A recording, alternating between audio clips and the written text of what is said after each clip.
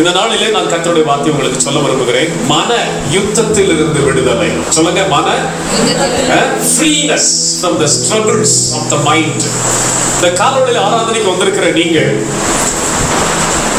ஹல்லேலூயா, இந்த காலையில ஆராதனைக்கு வந்திருக்கிற உங்களுக்கு கிருபையும் இரக்கமும் பெருகுவதாக என்று வாழ்த்துகிறேன். யாராவது எனக்கு ஒரு ஸ்ட்ரெஸ்மே இல்லையா, மைண்ட்ல ஃப்ரீயா இருக்கையா, பூரண சமாதானத்தோட வந்திருக்கையா, மனதில் எந்த அழுத்தமுமே இல்லையா, எந்த போராட்டமுமே இல்லை, ஒரு குழந்தையை போல, தாயின் பால் மறந்த குழந்தை அந்த மடியில தூங்குறது போல என் மனசு அவ்வளவு சமாதானமா இருக்கியா அப்படின்னு சொல்றவங்களா கை தூக்கி பாருங்க. எனக்கு எந்த போராட்டமுமே இல்லை. I don't have any struggles. I don't have any hopelessness. I don't have any stress of the mind. என்னுடைய மனதில் எந்த போராட்டமுமே எனக்கு இல்லை, நான் நல்லா இருக்கிறேன். அப்படி யாராவது இருக்கீங்களா? எல்லாருமே ஏதாவது ஒரு விதமான மன அழுத்தத்தோடு வந்திருக்கிறீர்கள். ஆண்டவருடைய நாமத்துக்கு ஸ்தோத்திரம். இந்த உலகத்தில் ஆண்டவர் நமக்கு தருகிற பெரிய ஆசீர்வாதம் இளைப்பாறுதல். Come unto me, I shall give you rest. வருத்தப்பட்டு பாரம் சுமக்கிறவர்களை நீங்கள் எல்லாரும் என்னிடத்தில் வாருங்கள், உங்களுக்கு இளைப்பாறுதல். இளைப்பாறுதல் அதான் ஒரு வாக்கு பண்றாரு. I will give you rest. மனுஷனுக்கு ஆண்டவர் கொடுக்கிற ஆசீர்வாதம் பொருளாதாரத்தினுடைய உயர்வு அல்ல. மனுஷனுக்கு ஆண்டவர் கொடுக்கிற ஆசீர்வாதத்துல உயர்ந்தது ஸ்டேட்டஸ் அல்ல, சோசியல் ஸ்டேட்டஸ் அல்ல, வீடு நிலம் ஆஸ்தி ஐஸ்வர்யம் அல்ல. ஒரு மனுஷனுக்கு கர்த்தர் கொடுக்கிற ஆசீர்வாதத்திலே பெரிய ஆசீர்வாதம் the rest of the mind. மனதிலே இளைப்பாறுதல். ஒரு அல்லேலூயா சொல்லுங்க பார்க்கலாம். மனசுக்கு ரெஸ்ட் வேணும். நீ ஓடி ஓடி ஆயிரங்களை லட்சங்களை சம்பாதித்தாலும், நீ கோடி கோடியாய் சம்பாதித்தாலும், ஒன்னில்லாத இடத்திலிருந்து உயர்த்தப்பட்டு வீடையும் ஆஸ்தியையும் நிலத்தையும் வாங்கி நீ பெரிய ஆளானாலும், இந்த உலகத்தில் உனக்கு தேவையான சகலத்தையும் சம்பாதித்து சொபிஸ்டிகேட்டட் வசதியா நல்ல வாய்ப்போட சௌரியமா நீ வாழ்ந்தாலும், மனசுல உனக்கு இளைப்பாறுதல் இல்லாவிட்டால் நீ சம்பாதித்தலாம் வேறு. மனசுல உனக்கு ரெஸ்ட் இல்லைனா நீ சம்பாதித்தது, நீ கட்டி வச்சது எல்லாமே நஷ்டமாயிரும். அதனாலதான் இயேசு கிறிஸ்து சொன்னார், வருத்தப்பட்டு பாரம் சுமக்கிறவர்களே நீங்கள் எல்லாரும் என்னிடத்தில் வாருங்கள், உங்களுக்கு இளைப்பாறுதல். ஹல்லேலூயா, ஹல்லேலூயா, ஹல்லேலூயா. 1992 வருஷம் நான் பிகாம் செகண்ட் இயர் முடித்துக் கொண்டிருக்கிறேன். 92 வருஷத்துல அப்ப ரத்தனபுரியில ஒரு சபையில இந்த புது வருஷ செய்தி, அதான் ராத்திரி அந்த நியூ இயர் சர்வீஸ்ல பேச கூப்பிட்டுருந்தாங்க. அந்த செய்தியை ராத்திரி எல்லாம் பேசி ஊழியம் செஞ்சுட்டு ரத்தனபுரியில நான் கடந்து வரும்போது அந்த நியூஸ் பேப்பர் ஹெட்லைன்ல, அந்த செய்தித்தாளுடைய ஹெட்லைன்ல தமிழ்நாட்டில் இருக்கக்கூடிய ஒரு பிரபலமான நடிகர் பேட்டி கொடுத்திருக்கிறாரு. கோடி கோடியாய் சம்பாதித்தும் மனதில் நிம்மதி இல்லை. ஒரு பெரிய நடிகர். அன்னைக்கு ஒன்னாம் அன்னைக்கு காலையில ஹெட்லைனே அதான், I have crores of crores but no rest in my mind. எனக்கு கோடி கோடியான பணம் கையில் இருக்குது, ஆனா எனக்கு என்ன இல்ல, மன அழுத்தத்திலிருந்து. யார் சொல்றது? கோடி கோடியான பணத்தை காலின் கீழே போட்டு மிதிச்சு அது மேல நடக்கிற ஒரு பிரபலமான actor, cine actor of Tamil Nadu. He says, I don't have peace of mind. எனக்கு மனசுல நிம்மதி இல்லை. ஜப்பான் நாட்டுல ஹிரோஷி அப்படின்னு சொல்லக்கூடிய ஒரு அழகான நடிகை இருந்தான். 15 வயசுல இருந்தே நடிக்க ஆரம்பிச்சிட்டான்.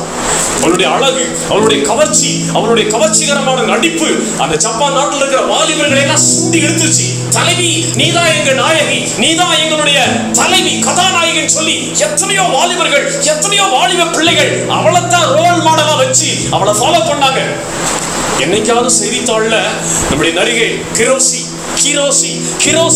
இன்னைக்கு தலைவலின்னு சொல்லி ஏதாவது ஒரு சின்ன மெசேஜ் வந்துச்சுன்னா நிறைய பேர் தீக்குளிச்சு செத்து போயிடுவான். அவ்வளவு அன்பு அந்த புள்ள மேல, அவ்வளவு அவளை ரசிக்கிறவ நடிகர்கள் நிறைய பேர்.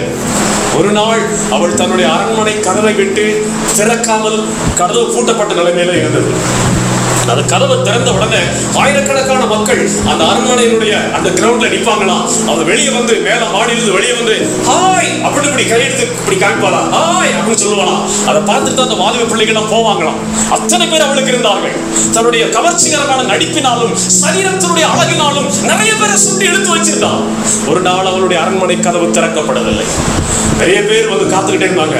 Open the door, my goddess, எங்கள் தேவனையே கதவை திற, we want to see your face, உன்னுடைய முகத்தை தரிசிக்க வந்திருக்கிறோம், கதவை திற சத்தம் போடுறாங்க.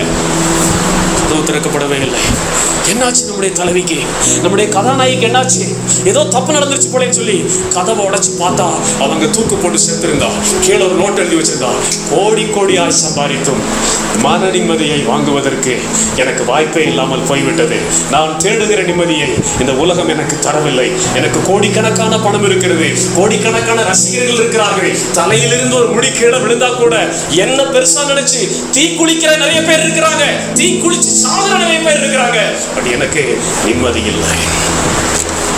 இந்த கதைத்தான் உங்களுக்கு நான் சொல்ல விரும்புகிறேன். மன யுத்தத்திலிருந்து தேவன் அருளும் விடுதலை. The complete freeness from the bondage of the mental agony and the mental pressure and the mental stress. Hallelujah, hallelujah, hallelujah. அது உங்களுக்கு நான் சொல்ல விரும்புகிறேன். நிறைய பேர் அப்படித்தான் வந்து உட்கார்ந்துருக்கீங்க. நான் உங்களுக்காக நான் ஜெபிக்கும் போது உங்க ஆவி என்னால ரீட் பண்ண முடியுது, நல்லா தெரியுது. நீங்க எப்படி இருக்கீங்க, என்ன பண்றீங்க, உங்க பேரெல்லாம் சொல்லும் போது உங்க முகமெல்லாம் எப்படி இருக்குது, நீங்க எப்படி உங்க ஆத்மா தேவனோடு இருக்கின்றது அப்படியே தேவன் டிவில காமிக்கிற மாதிரி அப்படியே காமிக்கிறார். I could see your spirit. Hallelujah, praise the Lord, hallelujah, hallelujah. நான் கர்த்தருக்கு மகிமையை செலுத்த விரும்புகிறேன். ஹல்லேலூயா. இந்த நாட்களில் கர்த்தர் எனக்கு பல போராட்டங்களை சந்தித்து வருகிறோம். குடும்பத்துக்குள்ளே ஆனாலும் சரி, வெளியானாலும் சரி, ஏராளமான போராட்டங்களை சந்தித்து வருகிறோம். இன்னைக்கு காலையில் கூட என் மனைவி சொன்னா, இப்படி எல்லாம் நடக்கும் பாருங்க, எப்படி எல்லாம் போயிட்டு இருக்கு பாருங்க, கொரோனா என்னெல்லாம் செய்து பாருங்க, மக்களுடைய நிலைமையை பாருங்க எல்லாம் சொன்னா. ஆனா எனக்கு ஒன்று தெரியும், நான் சர்வ வல்லமையுள்ள தேவனுக்கு முன்பாக என் முழங்கால்களை நான் முடக்குகிறேன். I kneel before the Lord. என் பிள்ளைகள் அதை பார்க்கிறார்கள் வீட்டுல. பல மணி நேரம் அப்படியே முழங்கால் நிற்கிறத என் பிள்ளைகள் சாட்சி, என் மனைவி சாட்சி, கர்த்தர் சாட்சி, பரிசுத்த ஆவியானவர் சாட்சி. நான் சொல்ல ஆண்டவரை பார்த்து என் முழங்கால் உமக்கு முன்பாக முடங்கி இருக்கிறது உண்மையானா? நீங்கள் சொல்லுங்க பார்க்கலாம், நீங்கள் சொல்லுங்க பார்க்கலாம். முழங்கால் இருந்து சொல்லுவீங்களா? முழங்கால் முடங்கி சொல்லுவீங்களா? சொல்லுங்க பார்க்கலாம். என்னை பாரு, முழங்கால் இடம் இருக்குல்ல, ஃப்ரீ இடம் இருக்குல்ல, முதல்ல தானே இடிச்சுட்டு உட்காருவீங்க. சொல்லுங்க, praise the Lord, hallelujah. சொல்லுங்க பார்க்கலாம். சர்வ வல்லமையுள்ள தேவனே, கையை வைத்து சொல்லுங்க பார்க்கலாம். சர்வ வல்லமையுள்ள தேவனே, என் முழங்கால்கள் உமக்கு முன்பாக முடங்கி இருப்பது உண்மையானால் இப்பொழுது எனக்கு விரோதமாக ஆகணியம் பண்ணி கொண்டிருக்கிற, அலக்கடித்துக் கொண்டிருக்கிற இந்த பொல்லாத பாவ சேனைகள் எனக்கு முன்பாக முடங்கட்டும் ஆண்டவரே. கைதட்டி கர்த்தரை சுதந்திரம் பண்ணுவார். கைதட்டி கர்த்தரை செய்ய விரும்புகிறார். கர்த்தரை உங்களுக்கு செய்வார். இந்த நாட்களில் இதை கை பண்ணுங்க. இந்த முழங்கால கர்த்தர் முன்பாக முடங்குங்க. ஏதோ ஒரு அரை மணி நேரமாவது உங்களுடைய முழங்கால் கர்த்தர் முன்பாக முடங்கி இருக்கட்டும். கர்த்தரை துதி, கர்த்தரை உயர்த்தி. அப்படி செய்யும் போது உனக்கு விரோதமாக உன்னை ஆளுகை செய்ய நினைக்கிற, உன்னை அடிமைப்படுத்த நினைக்கிற, உன்னை கொல்ல நினைக்கிற எல்லா பொருளாதார என்ற ஆவிகளை தேவன் உனக்கு முன்பாக தாழ்த்தி போடுவார். தேவன் உனக்கு முன்பாக அடைச்சி போடுவார். பொருளாதார வல்லமைகளை, சர்ப்பத்தின் ஆவிகளை தேவன் உனக்கு முன்பாக முடங்கி போடுவார். Hallelujah, hallelujah, hallelujah, hallelujah, hallelujah, hallelujah. சத்தமா சொல்ல மாட்டேங்கிறீங்களே? Hallelujah, hallelujah. கர்த்தருக்கு முன்பாக முழங்கால் முடங்கி இருக்குமானால், ஆண்டவருடைய கால்கள்ல விழுகிறத நீ தெரிந்து கொள்வாயானால், மனுஷன் கால்ல நீ விழ வேண்டிய நிலைக்கு தேவனுடைய விடமாட்டார். கைதட்டி கர்த்தரை ஸ்தோத்திரம் பார்க்கலாம். கால்கள்ல நீ விழுந்து பாத்திரமா இருந்தா, மனுஷனுடைய கால்கள்ல நீ விழுந்து விட வேண்டிய ஒரு நிலைமைக்கு தேவனுடைய ஒப்புக் கொடுக்க மாட்டார். Praise the Lord, praise the Lord, praise the Lord. இதைத்தான் இந்த நாட்களில் பார்த்து வருகிறோம். அது உண்மையாக கிரியை செய்கிறது. ஆண்டவருக்கு முன்பாக முழங்கால்கள் முடக்கி அதிகாலமா எந்திரிச்சு நேர் முழங்கால் இருந்து கர்த்தரை தேடும் போது ஒரு வைராக்கியம். எப்படியாவது ஒரு மணி நேரம் நிக்கணுமே, நின்று பின்னால எழுபதா வழி எடுக்க ஆரம்பிச்சு. ஃபர்ஸ்ட் அவர் படுக்கையிலிருந்து எழுப்பின முதல் அந்த ஃபர்ஸ்ட் அவர், அது 3லிருந்து 4:30 இருந்தாலும் சரி, 4:30லிருந்து 5:30 இருந்தாலும் சரி, 5:30லிருந்து 6:00 இருந்தாலும் சரி, ஒரு மணி நேரம் ஸ்ட்ரெயிட்டா முழங்கால் நின்று ஆண்டவரை துதிக்கணுங்கிற ஒரு வைராக்கியம் இந்த நாட்களில் கர்த்தர் அந்த பலனை தந்தார். அப்படி துதிக்கிற போது என்ன ஆகிறது? முழங்காலே நிற்கிற போது இந்த ஹிப் பெயின், இந்த இடுப்பு வலி எல்லாம் வருது. ஹல்லேலூயா, வருது. அது ஒரு விலைக்கிரயம். விலைக்கிரயம் இல்லாமல் ஒரு ஆசீர்வாதத்தை ஆண்டவரிடத்தில் நீங்கள் வாங்க முடியாது. நான் சொல்ற ரட்சிப்பு மாத்திரம் நாங்க உங்களுக்கு இலவசம். ஹல்லேலூயா. Only the salvation is free. உன் ஆத்மா பாவத்திலிருந்து சாபத்திலிருந்து விடுவிக்கப்படுவதற்கு, பாவத்திலிருந்து ஆத்துமா மன்னிக்கப்படுவதற்கு ரட்சிப்பை மாத்திரம் தான் கர்த்தர் ஃப்ரீயா தந்திருக்காரு. இது எல்லாம் நீ விலை கொடுத்து தான் எடுக்கணும்.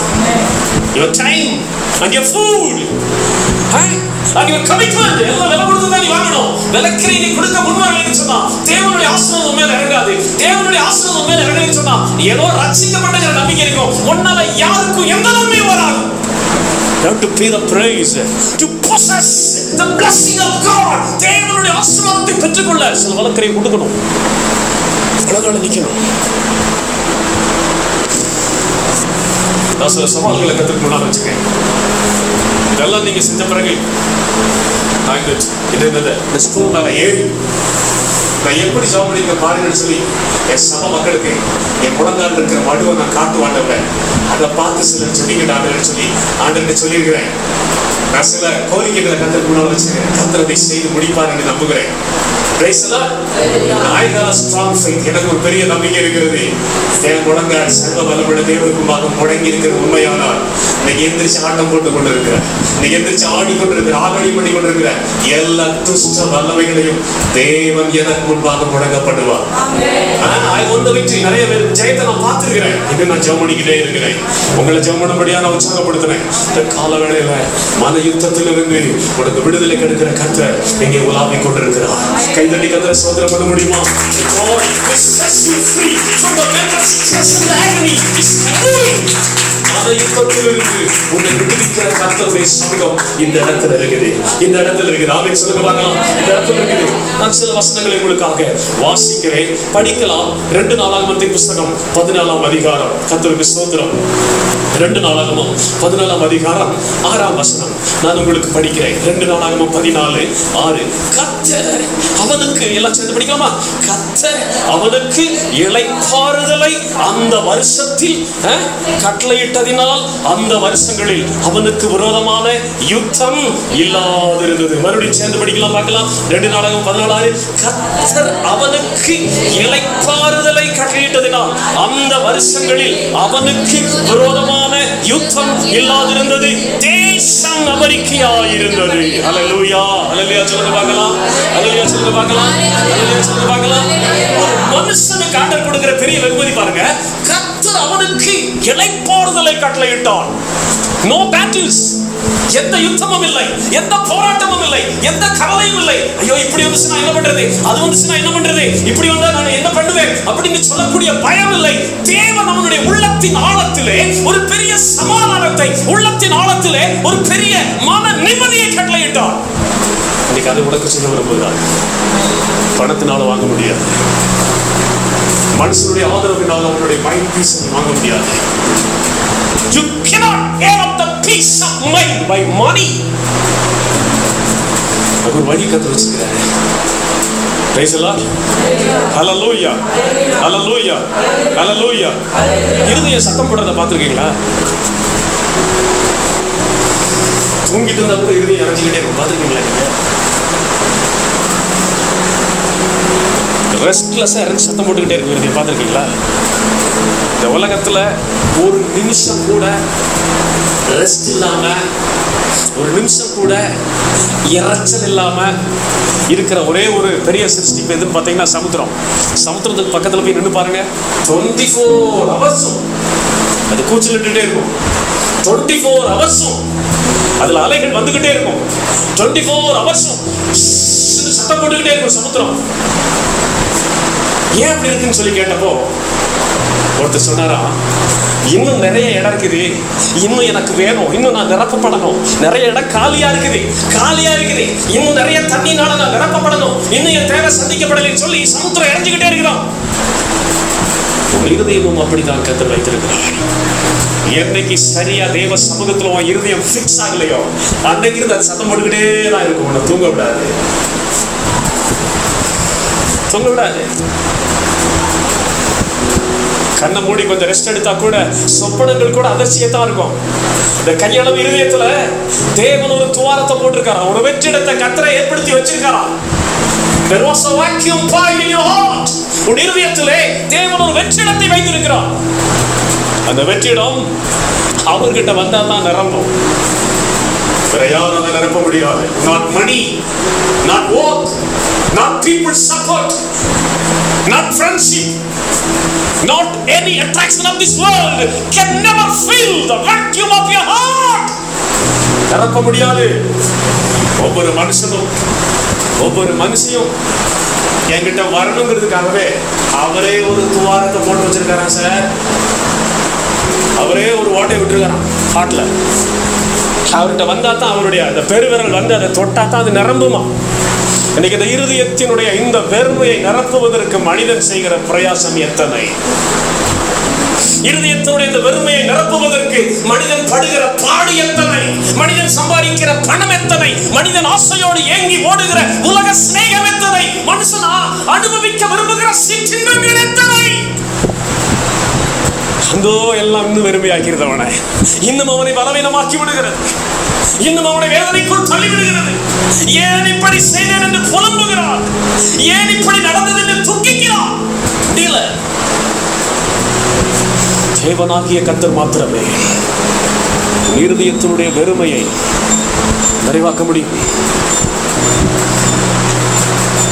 நான் காலேஜில் படித்த காலத்தில் நான் எப்படி ஜெபம் பண்ணேன், என் மனைவியருடைய முகத்தை எனக்கு காமிங்க. வெறுமை, vacuums.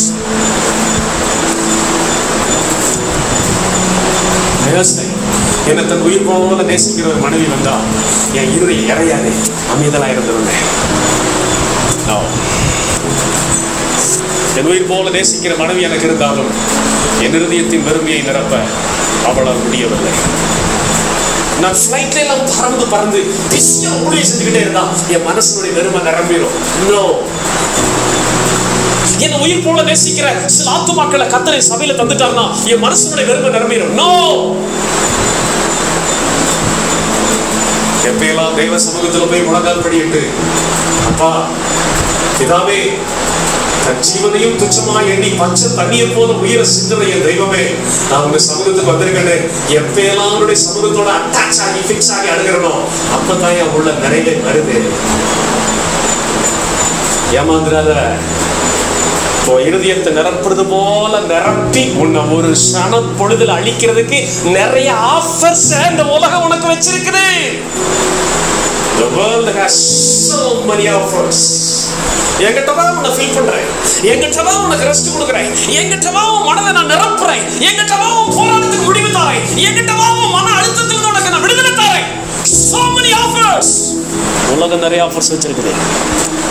போயிடாத போயிடாத. அப்படி நிரப்புற மாதிரி இருக்கும். இன்னும் அந்த துவாரம், அந்த வெற்றிடம் பெருசாயிரும். ஐயோ, சமுத்திரம் கொந்தளிக்கிறது போல துன்மார்க்கனுக்கு சமாதானம் இல்லை என்றே கர்த்தர் எழுதி வைத்தார். There is no peace to the wicked man. தேவனை விட்டு விலகி தேவனுக்கு விரோதமாய் பாவம் செய்கிற ஒரு தரித்திரனுக்கு, ஒரு துன்மார்க்கனுக்கு சமாதானம் இல்லை. கர்த்தர் அப்படி எழுதி வைத்தார். இங்க என்ன சொல்லப்பட்டிருக்கு? அவனுக்கு மன இளைப்பாறுதலை கர்த்தர் கட்டளையிட்டார். அந்த வருஷத்தில் அவனுக்கு யுத்தமே இல்லாம எந்த பக்கமும் அவனுக்கு ஃப்ரீயா இருந்தது. யுத்தம் இல்லை, அவனை எதிர்க்க யாரும் வரல. அவங்ககிட்ட ஏன்டா இப்படி செஞ்சு கேள்வி கேட்க கூட ஒருத்தர் வரல. அவனுக்கு முன்னால பயப்படுத்துற மாதிரி யாருமே பேசல. Everywhere there was peace of mind. எங்க பார்த்தாலும் அவனுக்கு சமாதானம். யுத்தம் இல்லாத இளைப்பாறுதலை தேவன் அவனுக்கு கட்டளையிட்டார். யார் அந்த மனிதன்? வேதம் சொல்லுகிறது, 2ஆம் வசனத்தை பாருங்கள். ஆசா தேவனாகிய கர்த்தரின் பார்வைக்கு நன்மையும். எத்தனை பேர் போன வாரலாம் ஐயா ஆண்டவருடைய பார்வையில உண்மையானதை செஞ்சேன் சொல்றவங்க பார்த்தோம். அக்டோபர் 2ஆம் வாரம் போன வாரம் இல்லையா ஐயா, ஆண்டவருடைய பார்வையில யாரு பார்த்தாங்களோ பார்க்கலையா, யாரு தெரிஞ்சாங்களோ தெரியலையோ, நான் செஞ்சதெல்லாம் நன்மையா செஞ்சேன். கர்த்தருடைய பார்வையில மனுஷனுக்கு பிரியமானது அல்ல, தேவனுக்கு பிரியமானது செஞ்சேன். நன்மையும் செம்மையுமானது. சரியா? நீ சமாதானமா இருக்கிறதுக்கு, மனசுல இளைப்பாறுதல் இருக்கிறதுக்கு தேவன் ஒரு வழி போட்டிருக்காரு, ஒரு லைன் போட்டிருக்கிறாரு.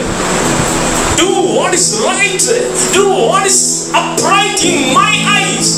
என் பார்வைக்கு முன்னால் நல்லதை செய்.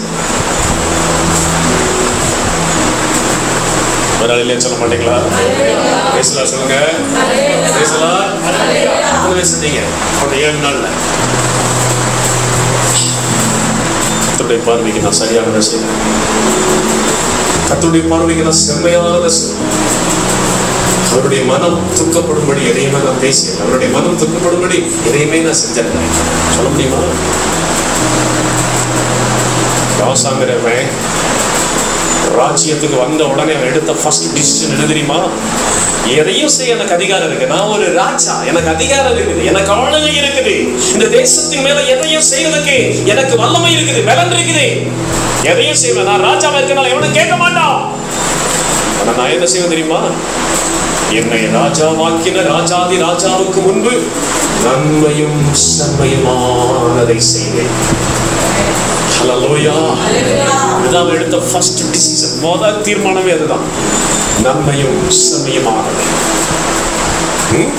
நீங்க வீட்டுல போய் வாசித்து பாருங்க, நியாயாதிபதிகளின் புத்தகத்தை வீட்டுல போய் வாசித்து பாருங்க. முதல் அதிகாரத்துல கர்த்தர் யூதாவோடு இருந்தார், அவர்கள் யுத்தம் பண்ணின இடத்துல எல்லாம் ஜெயத்தை கொடுத்தாருன்னு போட்டிருக்கோம். அந்த அதே நியாயாதிபதிகள் கடைசி அதிகாரத்தை நீங்க பாத்தீங்கன்னா, அவனவன் தன் தன் பார்வைக்கு சரிவோனபடியெல்லாம். ஒன்னாதிகாரம் சொல்லுது, கர்த்தர் அவர்களோடு இருந்தார், கர்த்தர் சொன்னதை கேட்டாங்க, கர்த்தர் சொன்னபடி நடந்தாங்க, கர்த்தருடைய பார்வைக்கு நடந்து செஞ்சாங்க. ஆனா நியாயாதிபதிகள் கடைசி அதிகாரம் கடைசி வசனம் முடியுது பரிதாபமா, அவனவன் தன் தன் பார்வைக்கு சரி போனபடி எல்லாம். உன் பார்வைக்கு சரி போனபடியெல்லாம் நீ செய்தீனா, சொல்றேன், உன் மனசுக்கு ரெஸ்ட் இருக்காது. தேவன் உனக்கு வைத்திருக்கிற மன நிம்மதியை அது கெடுத்து போடும்.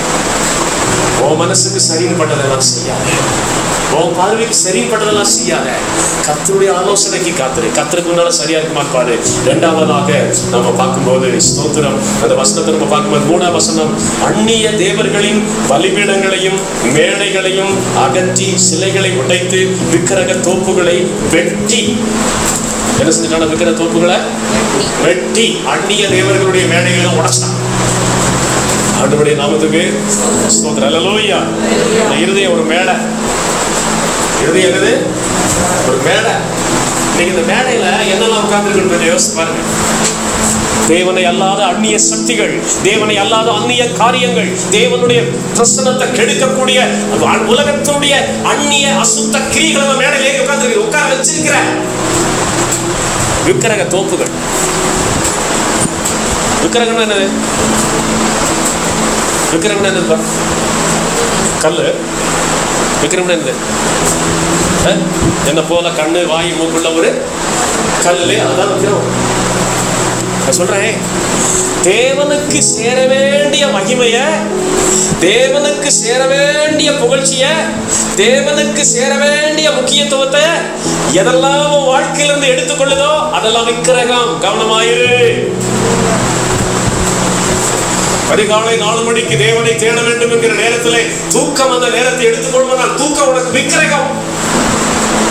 ஆண்டவரை ஆராதிக்க வர வேண்டிய நாளிலே ஆராதிக்க வராமல் வேலை என்று ஓடுவாயானால், ஆண்டவருடைய ஆராதனை நாளை நீ வேலை நாளாக்கி ஓடுவாயானால் அது விக்கிரகம்.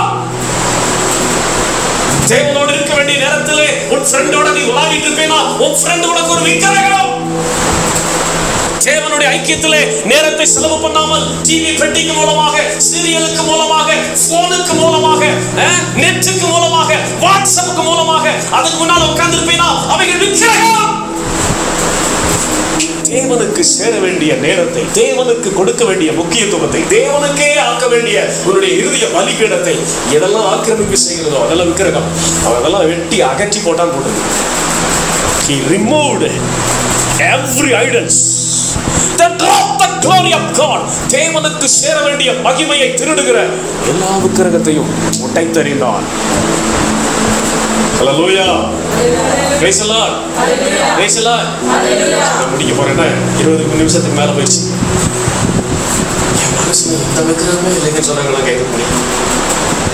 There is no idol in my mind. என் மனசுல எந்த விக்கிரகம் என்னன்னு சொன்னேன்? ஆண்டவருக்கு கொடுக்க வேண்டிய முக்கியத்துவத்தை, ஆண்டவருக்கு கொடுக்க வேண்டிய நேரத்தை, ஆண்டவருக்கு கொடுக்க வேண்டிய மகிமையை, துதிய கனத்தை எதெல்லாம் திருடுதோ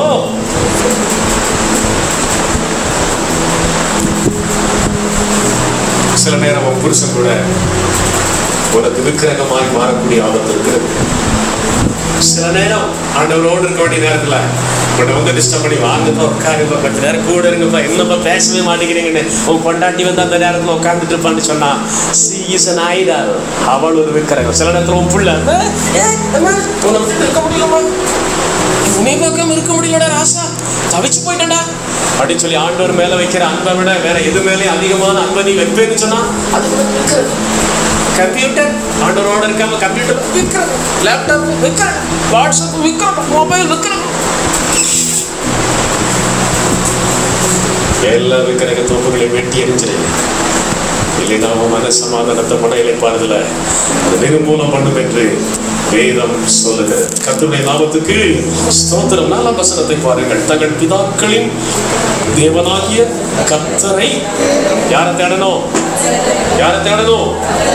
யாரை தேடணும்? யாரை தேடணும்? பணத்தை தேடு, சுகத்தை தேடு, பொருளை தேடு, வேலையை தேடு, வருமானத்தை தேடு, வாய்ப்பை தேடு, வசதியை தேடு.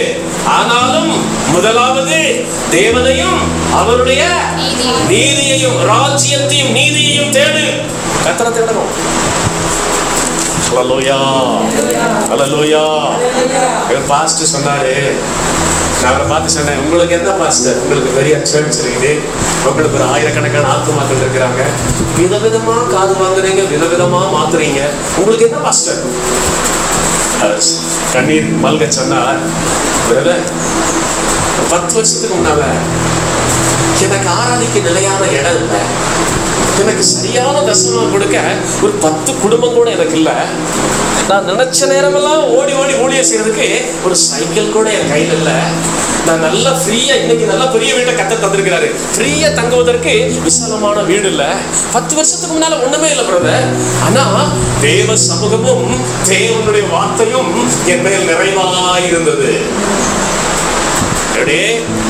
ஒண்ணு இல்ல, ஆனா ஒண்ணு இருந்தது. என்ன இருந்தது? தேவ சமூகத்திலே நான் இருந்தேன், தேவ வார்த்தையை தியானித்துக் கொண்டிருந்தேன், தேவனுடைய வார்த்தையும் தேவனுடைய சமூகமும் போதுமான அளவு என்னை நிரப்பி இருந்தது.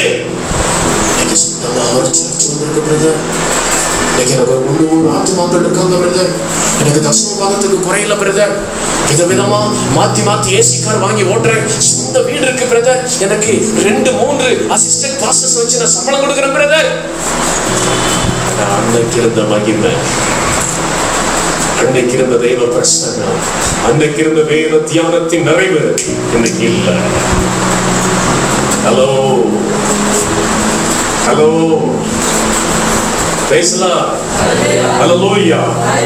முதல்ல கர்த்தருடைய பார்வைக்கு நம்ம இடது செய். இரண்டாவதாக கர்த்தரை விட உன் வாழ்க்கையில முக்கியமா இருக்கிற விக்கிரக தோப்புகளை வெட்டி போடு. உனது கர்த்தரை தேடு. ஹல்லேலூயா.